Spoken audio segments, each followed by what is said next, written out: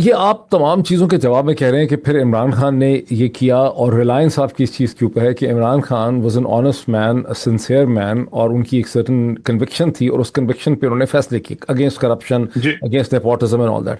मेरा आर्गुमेंट ये है कि जो एक इफेक्टिव पॉलिटिशियन और स्टेट्समैन है, उसको करप्शन को बर्दाश्त करना होगा, जैसा कि नरेंद्र मोदी, मुकेश अंबानी और अपने बहुत से जो सपोर्टर्स और फंडर्स हैं उनको वो बर्दाश्त करते हैं। हिंदुस्तान में भी बहुत करप्शन है, दुनिया की कोई भी इकॉनमी ऐसी नहीं है, अमेरिका में भी बहुत ज़्यादा मैंने आके देखा है कि बहुत ज़्यादा करप्शन है। और अमेरिका में खैर करप्शन के खिलाफ एक्शन भी बहुत होता है, बिकॉज करप्शन के खिलाफ जो बॉडी उसको पकड़ रही है वो अमूमन आज़ादाना काम कर रही है, जैसे फेडरल ब्यूरो ऑफ इन्वेस्टिगेशन है, वो एफबीआई इंडिपेंडेंटली काम करे। लेकिन करप्शन हर जगह बहुत ज़्यादा है, और हिंदुस्तान में प्राइम मिनिस्टर के आगे पीछे लोग बहुत करप्ट हैं। प्राइम मिनिस्टर खुद ज़ाती तौर पे करप्ट नहीं है, उसकी शादी भी नहीं है, उसकी बच्चे भी नहीं है, उसकी फैमिली भी नहीं है, तो ज़ाहिर है उसकी मटेरियल नीड्स भी नहीं है। और ये देखें कि उसने कोई हिंदुस्तान में भी एक तोशा खाना टाइप चीज़ है, वहाँ से उसने कोई गिफ्ट भी नहीं लिया कि कानून कोई हो, कुछ भी उसने नहीं किया। लेकिन उसके बावजूद वो अपने आगे पीछे जो अहबाब हैं उनकी करप्शन को वो बर्दाश्त कर रहा है, वो उनके खिलाफ एक्शन नहीं कर रहा, और ये नहीं एक स्टेट्समैन को करना पड़ता है। नहीं, आपकी बात बिल्कुल बचा है, लेकिन बात यह है कि जो फर्क नरेंद्र मोदी और इमरान खान में है, या मैं इसको एक और चीज से बयान कर देता हूं कि देखिए, इमरान खान शायद ये तो माफ कर लेगा कि आप माजी में करप्शन करते थे या माजी जो आपका था, लेकिन आज अगर आप एक ऐसी हुकूमत का हिस्सा बन चुके हैं जो चीजें रिफॉर्म करना चाहती है, तो अपने माजी के काम छोड़ दें।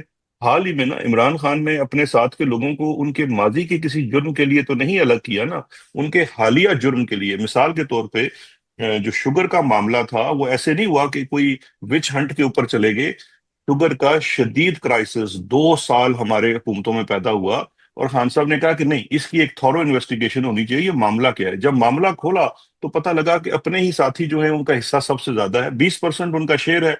ये तो पूरी इंडस्ट्री की जो मैल प्रैक्टिस थी, वो तो पूरी इंडस्ट्री की मैल प्रैक्टिस थी। वो 550 सफात की जो रिपोर्ट है वो साफ बता देती है। तो अगर उसमें उनका किरदार आ गया, तो ये नहीं इमरान ने किया ना। देखें जो चीज नहीं, लेकिन मैंने कल इमरान खान अपने, की हुकूमत जाने के बाद भी यही हुआ है कि एक्सपोर्ट कर दी, फिर इम्पोर्ट कर दी, उसके बाद भी नहीं दो दफा हो देखें, चुका है। और शहबाज शरीफ ने बिल्कुल वही हुआ है, उसने तो नहीं किसी तो को कुछ इन्होंने कहा, उसने इन्होंने तो किसी कुछ को नहीं भी किया। कुछ नहीं किया। तो सर यही तो देखे ना, यही तो फर्क है। हमारा मसला ये है कि बतौर पाकिस्तानी के हम अपने ड्राइंग रूम में बैठ के ये तो कहते हैं कि यार कोई बंदा आए जो इस मुल्क को साफ करे, कोई करे। जब उसने सफाई शुरू की तो हमने अपने नाकों पे हाथ रख लिया और हमने कहा नहीं नहीं, हमें वो बदबू चाहिए। इशू यही है कि इमरान खान ने रिफ्यूज कर दिया, उसने कहा यार मैंने ये नहीं करना। देखिए उसके उसका उसका इशू क्या है। इमरान खान ने अपनी लेगेसी छोड़नी है अपने किसी काम की वजह से। उसकी लेगेसी ये नहीं होनी कि कल मेरे बच्चे ने आके, उसके बच्चे तो इंटरेस्टेड ही नहीं है। उसने तो सियासत में आने के बाद सबसे बड़ा जबर अपने साथ ये किया कि उसने अपनी फैमिली और बच्चों को अपने से अलग कर लिया। Hmm. And he dedicated himself to the life in politics in Pakistan. और हम्म। उसमें उसका एक सफर जारी है, और वो अपने तरीके से एक जदोजहद कर रहा है। अब उसके साथ, इमरान के साथ वाहिद जो लोग हैं वो पाकिस्तानी जनरल अवाम है, जो अट्रैक्शन है अवाम की ना।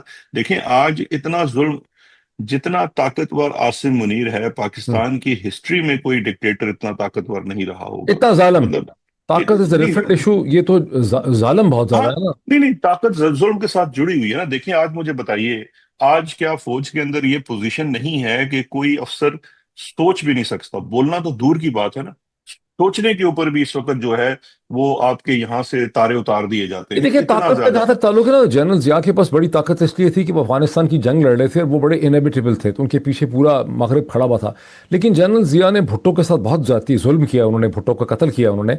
लेकिन उसके बाद उन्होंने जनरली वो इतने जाबर नहीं थे जितना ये है। मतलब फॉर इंस्टेंस आप देखें कि उनके सियासी मुखालफिन के घरों के दरवाजे नहीं तोड़े गए, उनकी बीवियां और बेटियों को नहीं उठाया गया, उनके बच्चों को नहीं उठाया गया, उनके उनके जो ओपोनेंट्स के घर वालों को उन्होंने कुछ नहीं किया जनरल जिया के देखें जमाने में। जियाउल हक हालांकि मैं वाज उनके लकी कि बहुत खिलाफ उसको, हूं, मैं उनके बहुत खिलाफ हूं। नहीं, जियाउल हक वाज लकी कि उसको इमरान खान नहीं नसीब हुआ ना अपोजिशन के तौर पे। यहाँ पे प्रॉब्लम क्या है? यहाँ प्रॉब्लम ये है कि इमरान खान जाता भी नहीं है ना। देखें अगर मिसाल के तौर पे शुरू में ही आपने बात दुरुस्त की कि इमरान खान के पास 2022 में चॉइस थी, वो बाहर बैठ जाता, वो आराम से बाहर आके बहुत इफेक्टिवली अपनी तहरीक चला सकता था।